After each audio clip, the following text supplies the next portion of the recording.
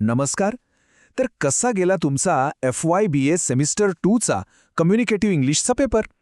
चला, आज आपण याच पेपरचं म्हणजे AECU 1220A या 30 मार्कांच्या पेपरचं पोस्टमॉर्टम करूया. प्रत्येक प्रश्नाचं योग्य उत्तर काय होतं आणि मार्क कसे मिळणार होते हे सगळं सविस्तर बघूया. रेडी? चला सुरू करूया. हो, बरोबर ऐकलत. पेपर तर देऊन टाकलाय, पण खरी मजा तर आता आहे तुम्ही काय लिहिलंय आणि काय लिहायला हवं होतं हे तपासण्यात. पण काळजी करू नका, टेन्शन घेऊ नका. हे सगळं आपण अशासाठी बघतोय की पुढच्या वेळी चुका होणार नाहीत.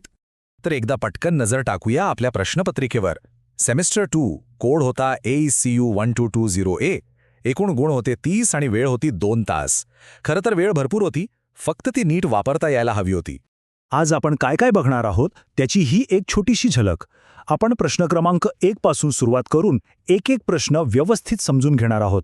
तर मग चला थेट पहिल्या प्रश्नावर उडी मारूया. पहिला प्रश्न जो कंपल्सरी होता, एकूण 6 मार्कांसाठी. यात 3 छोटे छोटे उपप्रश्न होते. खरं तर हे हक्काचे मार्क्स होते. पेपरचा पायाच होता हा, जिथे चांगले गुण मिळवून सुरुवात करता आली असती.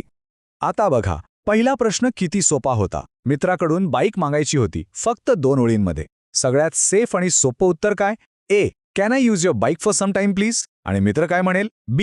Yes sure. बस इतकं लिहिलं की पूर्ण मार्क खिशात. यातला दुसरा उपप्रश्न होता की नोटीस कुठे कुठे बघायला मिळते. अरे कुठे नाही बघायला मिळत. शाळा, college, railway station, bus stand, bank, hospital यापैकी कुठलीही 4 नावं लिहिलीत, मग तुम्हाला पूर्ण मार्क मिळणार हे नक्की. आणि पहिल्या प्रश्नातला शेवटचा भाग, अजेंड्याचे फायदे. अजेंड्यामुळे काय होतं?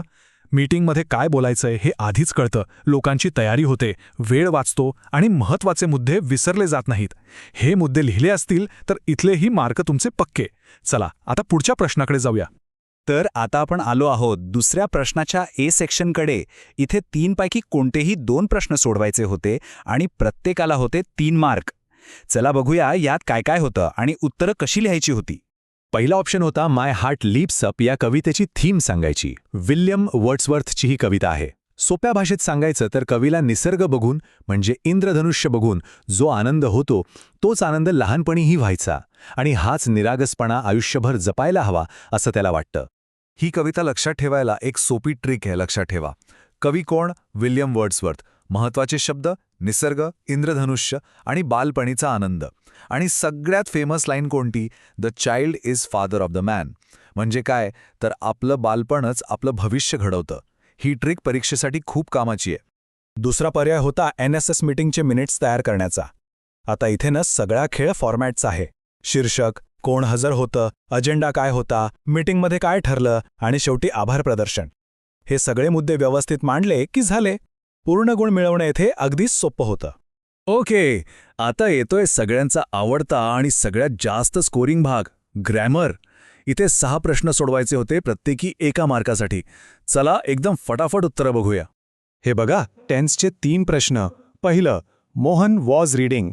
वॉज आणि व बाईंग आहे म्हणजे हा झाला पास्ट कंटिन्युअस टेन्स. दुसरं, Vijay is cleaning, present continuous tense.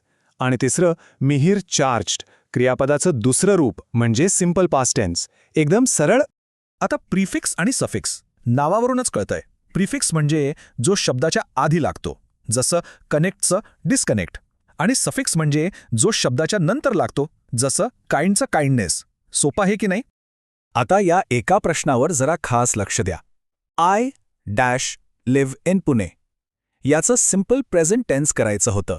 तर याचं बरोबर उत्तर आहे आय लिव्ह इन पुणे. लक्षात ठेवा, आय सोबत नेहमी क्रियापदाचं मूळ रूप येतं. आय लिव्हिंग तर अजिबात नाही. आणि आय लिव्ड हे पास्ट टेन्स झालं. हा छोटासा नियम खूप महत्वाचा आहे. चला तिसऱ्या प्रश्नाच्या A विभागाकडे येऊया. इथेही 2 प्रश्न सोडवायचे होते, प्रत्येकी 3 गुणांसाठी. यात कविता होती, संवाद होता आणि मुलाखत कौशल्यांवर प्रश्न होते. पहिला प्रश्न होता सक्सेस इज काउंटेड स्वीटेस्ट या कवितेच्या मध्यवर्ती कल्पनेबद्दल. याचा अर्थ खूप खोल आहे. यशाची खरी किंमत त्यालाच कळते ज्याने अपयश पाहिले. जसं कवितेत दिलंय, युद्ध जिंकलेल्या सैनिकापेक्षा रणांगणावर मरणाऱ्या सैनिकाला त्या विजयाचा अर्थ जास्त खोलवर कळतो. यातला दुसरा पर्याय तर खूपच छान आणि व्यावहारिक होता. मुलाखतीची तयारी कशी करावी, कंपनीबद्दल माहिती काढा आत्मविश्वासाने बोलायची प्रॅक्टिस करा, चांगले कपडे घाला, कागदपत्र सोबत ठेवा, हे मुद्दे लिहिले की झाले. हे उत्तर तर सगळ्यांनाच लिहिता यायला हवं होतं. आणि आता आपण आलो आहोत पेपरच्या शेवटच्या आणि सगळ्यात महत्त्वाच्या भागाकडे. प्रश्न तिसरा बी. इथे नोटीस किंवा ईमेल यापैकी एक लिहायचं होतं आणि गुण होते तब्बल 6. इथेच खरी कसोटी होती. जर तुम्ही नोटीस लिहिण्याचा पर्याय निवडला असेल तर हा फॉर्मॅट पाळला आहे का हे तपासा. संस्थेचं नाव मोठ्या अक्षरात नोटीस, तारीख, शीर्षक, मग मुख्य माहिती आणि शेवटी लिहिणाऱ्याचं नाव आणि पद. फॉर्मॅटलाच अर्धे मार्क असतात हे विसरू नका. आणि दुसरा पर्याय होता ईमेल लिहिण्याचा. विषय खूपच मस्त होता. भारतीय सैन्यात निवड झाल्याची गोड बातमी मोठ्या भावाला द्यायची होती. इथे थोडं भावनिक आणि थोडं औपचारिक असं छान लिहिता आलं असतं. आता ईमेल लिहिताना होणारी एक मोठी चूक बघूया. अनेक जण लिहितात I have a great news, पण हे चुकीचं आहे. न्यूज हा शब्द अनकाउंटेबल आहे, त्याला आपण मोजू शकत नाही, त्यामुळे त्याच्या आधी कधीच लागत नाही. बरोबर वाक्य आहे आय हॅव ग्रेट न्यूज. ही छोटीशी गोष्ट तुमचे गुण वाचवू शकते. चला तर, आपण संपूर्ण पेपरचा आढावा घेतला. आता फायनल विश्लेषण करूया आणि काही महत्त्वाच्या टिप्स बघूया ज्या तुम्हाला पुढच्या परीक्षांमध्ये नक्कीच उपयोगी पडतील. तर एकंदरीत हा पेपर कसा होता? सोपा ते मध्यम होता. ज्यांनी ग्रामर आणि रायटिंग स्किल्सचा फॉर्मॅट व्यवस्थित केला त्यांना नक्कीच चांगले गुण मिळतील. वेळेचं नियोजन केलं असेल तर 2 तासात पेपर सहज पूर्ण झाला असेल. यशाची गुरुकिल्ली काय होती? तर योग्य फॉर्मॅट आणि अचूक उत्तरं. आणि जाता जाता एक शेवटचा आणि महत्त्वाचा प्रश्न. या पेपरमधून फक्त मार्क मिळाले की तुमची संवाद साधण्याची कला म्हणजे कम्युनिकेशन स्किल्स खरंच सुधारल्या?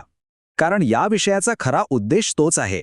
आशा आहे की या विश्लेषणातून तुम्हाला फक्त उत्तरच नाही तर हे महत्त्वही कळालं असेल. धन्यवाद.